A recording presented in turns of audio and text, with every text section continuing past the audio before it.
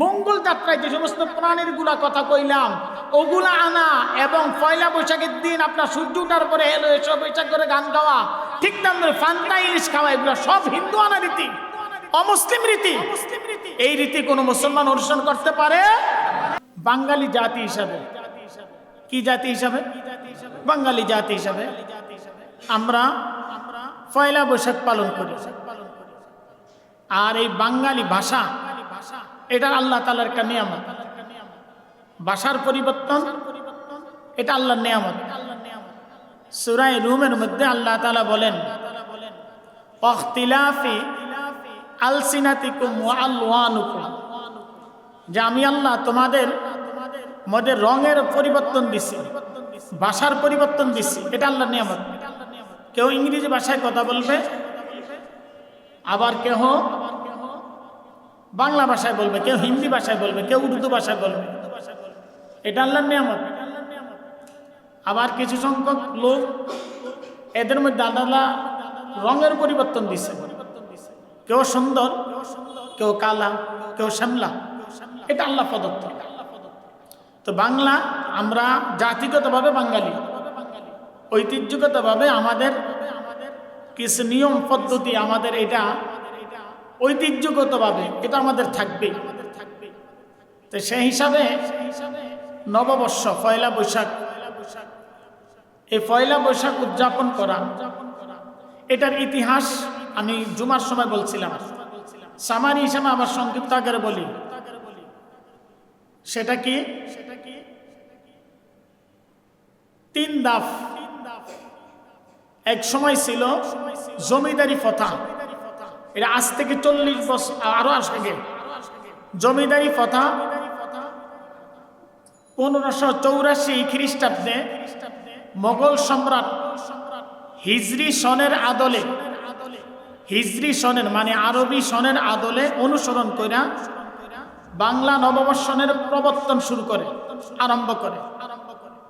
এটাকে কত? 1584 খ্রিস্টাব্দে, বলেন 1584 খ্রিস্টাব্দে মোগল সম্রাট বাদশাহ আকবর হিজরি সনে, আরবি সনের আদলে অনুসরণ করে বাংলা একটা সন আরম্ভ করে, সহজ কথায় যেন রাজস্ব আদায় করা যায়। এক কথাই শেষ। সহজ কথায় কি আদায় করা যায়? রাজস্ব আদায় করা যায়। রাজস্ব দিবে প্রজাগণ, জমিদারকে। এক সময় মনে জমিদারি ভাতা ছিল, মনে খুব সম্ভাবনা বুঝলা গেছে, হ্যাঁ জমিদারি ভাতাও ছিল, দিবে, খাজনা দিবে, বাস। তখন এই সময় তারা মিষ্টি মুখ করাইত, বাস। যখন জমিদারি প্রথা বিলুপ্ত হয়ে যায়, দ্বিতীয় ধাপ এটা আসছে হলো, এক জমিদারি প্রথা বিলুপ্ত হওয়ার পরে সওদাগর যারা, ব্যবসায়ী যারা, এই ব্যবসায়ীরা সারা বছর বাকি দিত। এই বৈশাখ মাসে আসলে চৈত্রের শেষে আইসা হালখাতা দিত, হালখাতা দিত, গদি শাহিদ করতো, সবারই দিত। এখন সবাই আবার আইসা যারা বাকি নিছে টাকা পরিশোধ করতো, পরিশোধ করার পরে তাদের মিষ্টি মুষ্টি খাবার টাবার এগুলা বিদায় দিত। এটা ছিল এক সময়। কিন্তু পরবর্তী সময় আপনার আস্তে আস্তে সময় যখন আসতে, জমিদারি প্রথা যখন বিলুপ্ত হইল, দ্বিতীয় ধাপ গেল, চলে গেল 1584 খ্রিস্টাব্দে শুরু হইল 1989 সনে। কত? 1989 সনে বাংলাদেশ, বাংলা ঢাকা ভার্সিটির চারুকলা একাডেমি থেকে কিছু সংখ্যক তরুণ সমাজ তারা চিন্তা করলো যে পয়লা বৈশাখ উপলক্ষে আনন্দ মিছিল বের করি। এবং এটার মধ্যে তরুণ সমাজ কয়েকটা ছেলে ছিল। এর মধ্যে তরুণ ঘোষ নামক কলকাতার একজন বাসিন্দা ছিল, এখানকার ছাত্র ছিল ঢাকা ভার্সিটির, সেও এটার মধ্যে ছিল। তাইকে তারা একটা আনন্দ মিছিল করতো পুরা ঢাকার বিভিন্ন শহর। তখন তার ঢাকা শহর এরকম ছিল না, বিভিন্ন জায়গায় প্রদক্ষিণ করতো, আবার সেখানে শেষ করতো। কিন্তু তরুণ ঘোষ করলো কি, তার দেশে হিন্দু আনা রীতিতে পয়লা বৈশাখকে যেরকম উদযাপন করা হয়, সেও করলো কি পয়লা বৈশাখের মধ্যে তার রীতি অনুযায়ী সেখানে ভিতরে ভিতরে কিছু কিছু কাজ করতে লাগলো। কাজ করতে করতে এক পর্যায়ে পয়লা বৈশাখের আনন্দ মিছিল এটা পরবর্তী সময় হয়ে গেছে আপনার মঙ্গল শুভযাত্রা নামে। আগে ছিল কি আনন্দ মিছিল, এটা পরবর্তী সময় কি হয়ে গেল মঙ্গল যাত্রা। এখন মঙ্গল অমঙ্গল, মঙ্গল যাত্রা কিভাবে? আমরা যতটুকু জানি মঙ্গল অমঙ্গলের মালিককে, আরো জোরে বলেন আল্লাহ। আমরা বলি ওয়াল কাদিরি খাইরিহি ওয়া শাররিহি মিনাল্লাহি তাআলা, যে আল্লাহ ভালো মন্দ যা কিছু হয় তকদিরের মধ্যে থেকে, যা কিছু হয় কল্যাণ অকল্যাণ কার পক্ষ থেকে হয়? আরো জোরে বলেন কার? আরো জোরে বলেন কার? আল্লাহর পক্ষ থেকে হয়। অতএব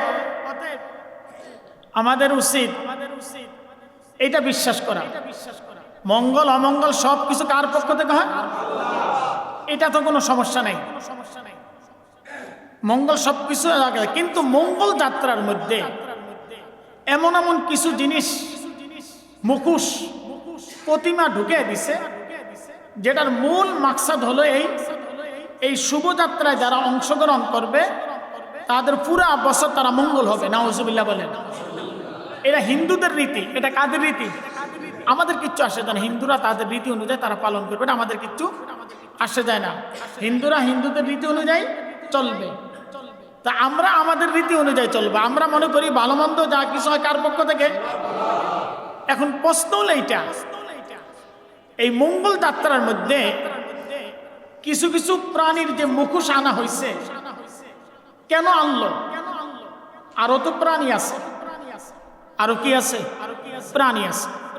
তো মানুষের যাত্রায় মুখোশ আসলো, আপনার প্রাণী আসলো কেন? যন্ত্র আসলো কেন? প্রশ্ন থাকে কিনা? আরে ভাই, আমরা বাঙালি জাতি হিসাবে পয়লা বৈশাখ আমরা কি করব? পালন করেন, ঠিক আছে, মঙ্গল যাত্রা। কিন্তু এখানে পশু আসলো কিভাবে? ফাঁকি আসলো কেন? প্রশ্ন থাকে কিনা? ফাঁকি আসলো কেন? জীবজন্তু আসলো কেন? এটা প্রশ্ন থাকে কিনা?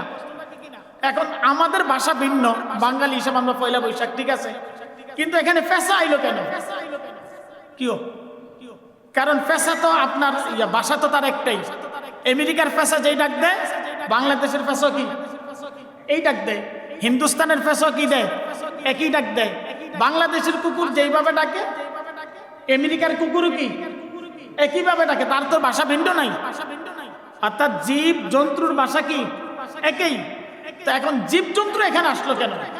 এটা হলো আমাদের জানার বিষয়। এটা হলো আমাদের জানার বিষয়। আশ্চর্য হয়ে যাবেন, এই যে মঙ্গল যাত্রায় ফেসার যে মুখোশ, মঙ্গল যাত্রায় প্রতীক মুখোশ পরিধান করা হয়, এটার মূল উদ্দেশ্য নেই। হিন্দুদের বিশ্বাস হলো ফেসা হলো তাদের যে দেবতা আছে, লক্ষ্মী দেবতা, লক্ষ্মী দেবতার বাহন। লক্ষ্মী দেবতার কি বাহন? তাদের উদ্দেশ্য হলো তাদের লক্ষ্মী দেবতা মঙ্গল যাত্রায় এই বাহনের উপরে চৈরা আইসা তাদেরকে মঙ্গল কামনা, মঙ্গল দিবে, মঙ্গল দিবে। এটা তাদের বিশ্বাস। এটা কি? এটা হইতে পারে তাদের ধর্ম, তারা পালন করে। কিন্তু মুসলমান কিভাবে এই ফেসার মিছিল অংশগ্রহণ করে, মঙ্গল যাত্রা অংশগ্রহণ করে? প্রশ্ন আছে কিনা? আছে। 2 নম্বর, এই মঙ্গল যাত্রায় ইঁদুরের মুখোশ পরিধান করা হয়। কিসের মুখোশ? ইঁদুরের মুখোশ। ইঁদুর হিন্দু ধর্ম অনুসারীদের বিশ্বাস হলো এরা হলো তাদের গণেশের বাহন। কিসের বাহন? তাদের গণেশ। তাদের এক দেবতার নাম হলো গণেশ, এই গণেশের বাহন। এটা তারা তাদের পালন। কিন্তু মুসলমান হইয়া আমরা ওই পয়লা বৈশাখে ইঁদুরের মুখোশ মুখের মধ্যে পরিধান করি কেমনে? প্রশ্ন থাকে কিনা? এই যে শিরিকের লেভেল পাল্টাইছে নি শয়তান, শিরিকের লেভেল পাল্টায় আমাদেরকে শিরিকের দিকে নিতেছে কিনা?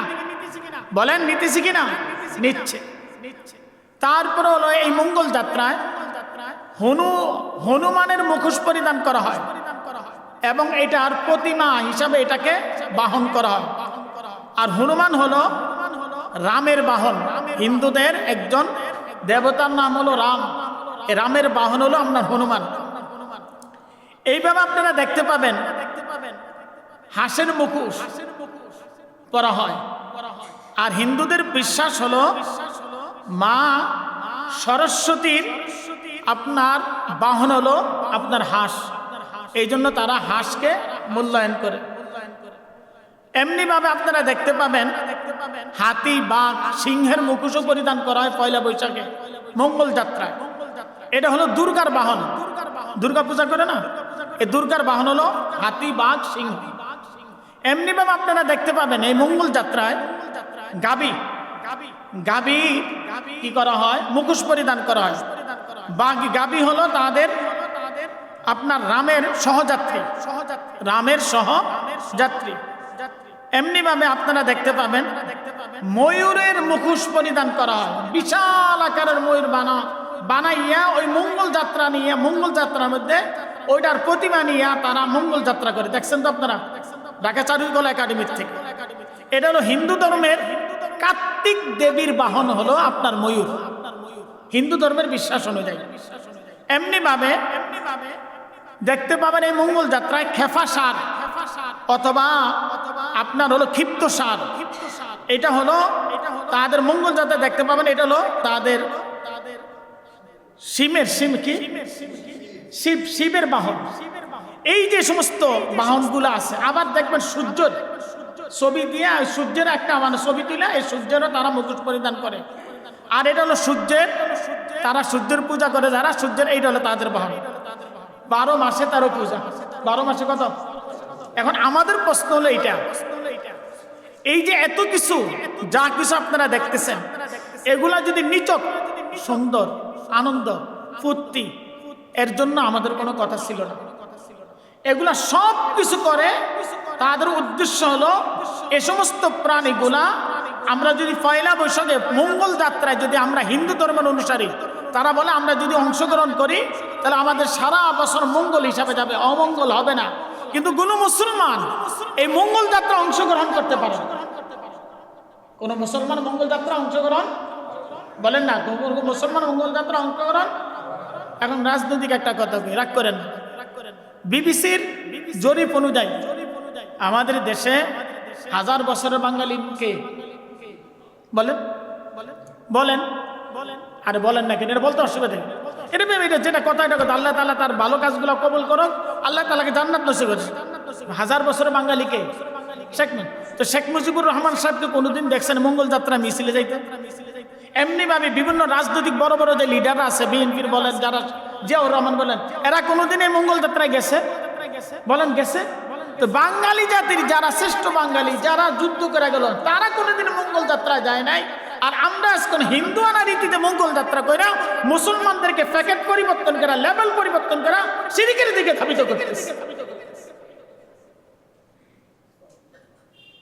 আপনারা জানলে আশ্চর্য হয়ে যাবেন, শয়তান লেভেল পরিবর্তন করছে। লেভেল পরিবর্তন কইরা আমাদেরকে এখন খারাপের দিকে নিয়ে যাইতেছে। খারাপ বলতে হলো আপনার শিরকের দিকে ধাবিত করতেছে। এখন আসেন আরেকটা কথা, আগেতে বলছিলাম এই যে পয়লা বৈশাখের দিন গানটা কখন শুরু করে, এটাও কিন্তু বলছিলাম, সামান্য হিসেবে আবার বলতেছি। কখন শুরু করে? সূর্য না, সূর্য উঠার অপেক্ষা করে। সূর্য উঠার অপেক্ষা করে। কোন কি উঠার? সূর্য উঠার অপেক্ষা করে। এখন আমাদের যিনি এসো হে বৈশাখ এসো, এই গানটা লেখছেন, উনি কে লেখছেন? রবীন্দ্রনাথ ঠাকুর। উনি কি ছিলেন? যদিও আমরা জানি হিন্দু ধর্মের অনুসারী, আসলে তা নয়। উনি ছিলেন প্রাকৃতিক পূজা করতেন বেশি, সূর্যের পূজা। তার দেখবেন ওনার কবিতা 2 ধরনের, প্রেমের কবিতা আর প্রার্থনার কবিতা। প্রেম আর কি দেখবেন যত কবিতা লেখছে হয়তো প্রেম আর নালে প্রার্থনা। তো উনি সাধারণত নদী, আসমান, সূর্য, চাঁদ, বড় গাছ, এগুলার এই প্রাকৃতিক বৈশাখ, এগুলার উনি পূজা করতেন। এটা উনি ওনার ধর্ম অনুযায়ী করতেন, ঠিক আছে। এখন আসেন আমরা কি করতেছি? মুসলমানের বাচ্চা, মুসলমানের মেয়ে, মুসলমানের ছেলে, ওই যে পয়লা বৈশাখ উপলক্ষে আমরা যে যাইতেছি, উনি ওনার ধর্ম অনুসারে গান লেখছেন, এটা ওনার ব্যাপার। উনি গানের মধ্যে অনেকগুলা শব্দ, সবগুলা গান হলো শিরিক। তার কারণ উনি প্রার্থনা করতেছেন কার কাছে? বৈশাখের কাছে। উনি প্রার্থনা করতেছেন কার কাছে? বৈশাখের কাছে কি প্রার্থনা করতেছেন? একটা কথা বলি, অগ্নি সানি সূচি হোক ধরা, অগ্নি সানি সূচি হোক ধরা, এসো হে বৈশাখ, এসো হে বৈশাখ। অগ্নি মানে কি? আগুন। সানি মানে কি? সান। সান সান মানে কি? গোসল। ইন্দ্র বলে না সান করি, সান মানে কি? গোসল। তারপরে সূচি মানে পবিত্র, হোক মানে হও, ধরা মানে এই পৃথিবী। যে আগুন আসো, সূর্য যখন উঠে, উঠার অপেক্ষা করার পরে বলে হে অগ্নি, হে আলো, হে সূর্য, তুমি আসো, তুমি ধুইয়া মুইসা তুমি কি করো? এই ধরাকে কি করো? পবিত্র করো। এটা কে বলতে পারে? রবীন্দ্রনাথ ঠাকুর তিনি বলতে পারেন, তিনি প্রাকৃতিক পূজা করেন, হিন্দুরা বলতে পারেন, কিন্তু কোন মুসলমান তো এই কথা বলতে পারে না। কোন মুসলমান এই কথা বলতে শিরিক হচ্ছে কিনা বলেন? মুসলমানদের কাজ কি? মুসলমানরা কি বলবে? মুসলমানদের কথা হলো এটা যে মুসলমানরা পবিত্র হয়। উনি বলতেছেন এটা কি? অগ্নি সানি সূচি হোক, মানে আগুনকে বলে তুমি আসো, সানি মানে গোসল, মানে ধুইয়া মুইসা তুমি কি করো? পবিত্র করে এই ধরাকে। হে বৈশাখ, তুমি কি করো? আসো। সূর্য যখন তারপর পরে বলতেছে, তিনি সূর্যের পূজা করতেন। হে বৈশাখ, তুমি কি করো? সানি মানে ধুইয়া মুইসা পবিত্র করে এই ধরাকে। আর মুসলমানদের বিশ্বাস হলো মুসলমানরা পবিত্র হয় কিসের মাধ্যমে? উজুর মাধ্যমে। কিসের মাধ্যমে? উজুর মাধ্যমে, গোসলের মাধ্যমে, তায়াম্মুমের মাধ্যমে। যার কারণে আর আত্মা পবিত্র হয় তওবা করার মাধ্যমে। আর হিন্দুরা বলে তাদেরকে আগুন দিয়া জ্বালাইয়া মাটি করে ফেলে, তারা বলে দেন স্বর্গে চলে যায়, করে কিনা বলেন? আর মুসলমানদের কাজ হলো মৃত্যুর পরে কি করো? গোসল দিয়া পবিত্র করা, কি করো? দাফন করো। তো এটা তো এই অগ্নি সানি ধরা হোক, অগ্নি সানি সূচি হোক, এই ধরা, এটা তো হিন্দুদের গান। ওই গানটা আমি গানের মাধ্যমে বৈশাখের নিকট প্রার্থনা করতে পারি না। মুসলমান কিভাবে বৈশাখের কাছে প্রার্থনা করে? মুসলমান কিভাবে সেখানে যায়? এখানে শিরকি গুনাহ করতেছি কিনা বলেন? বলেন শিরকি গুনাহ করতে গেছি কিনা? আল্লাহ বলেন কি? কুল্লা আসআলুকুম, হে রাসূল আপনি বলেন, হে রাসূল আপনি বলেন, নাফআ ওয়ালা দাররা, আমি নবী কারো উপকার করি না, কারো ক্ষতি করে, ইল্লা মাশাআল্লাহ। কে করেন? উপকার করেন কে? ক্ষতি করেন কে? মানুষকে জীবিত রাখেন কে? মৃত্যু দেন কে? গেল এটা। আরেকটা আসে, এই যে ফান্তা ইলিশ, কি করবো? এখন রাগ করেন না ভাই, আমাদের কাজ হলো বলে দেওয়া। আমরা হলাম ফিয়ন। ফিয়ন ফিয়ন বুঝেননি? দুইজন বন্ধু, মানে দুই লোক ঝগড়া করছে। ঝগড়া করার পরে একজনের আরেকজনে কয়, তুই আইস আমার এলাকায়, তোর দেখে স্যার। তো হে যে আর কাছে খবর গেছে, কয় হে আমার সিডি লেখা পাঠাইছে যে তুইও রেডিও, আমি আমো।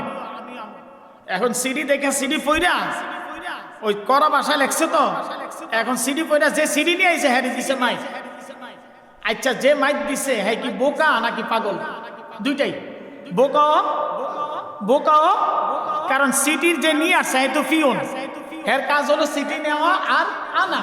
তো হের মানার তো দরকার কি ছিল? তুই তো যে সিডি লেখছে হেরা নাকি তুই সাবাস্তান তুমি ধরবা। তা আমরা তো কোরআনের কথা বলি, হাদিসের কথা বলি, যা কিছু বলি কোরআন হাদিসের কথা। আমরা হলাম ফিওন, আল্লাহর পক্ষ থেকে, নবীর পক্ষ থেকে, ওয়ারাসাতুল আম্বিয়া হিসাবে। আমাদের কাজ হলো জানাইয়া দেওয়া, আপনাদের কাজ হলো মানা না মানা, আপনাদের কাজ। মানা না মানা এটা আপনাদের কাজ। অতএব পয়লা বৈশাখ উপলক্ষে যে আমরা যে সমস্ত কুসংস্কার গুলা করি, এগুলা তো বললাম কয়েকটা জিনিস। তার মধ্যে আরেকটা গুরুত্বপূর্ণ হলো এই যে ঠান্ডা ভাত খাওয়া, আর হলো ফসা ভাত খাওয়া, আর হলো এই যে পোড়ামরিচ দিয়ে ভাত খাওয়া।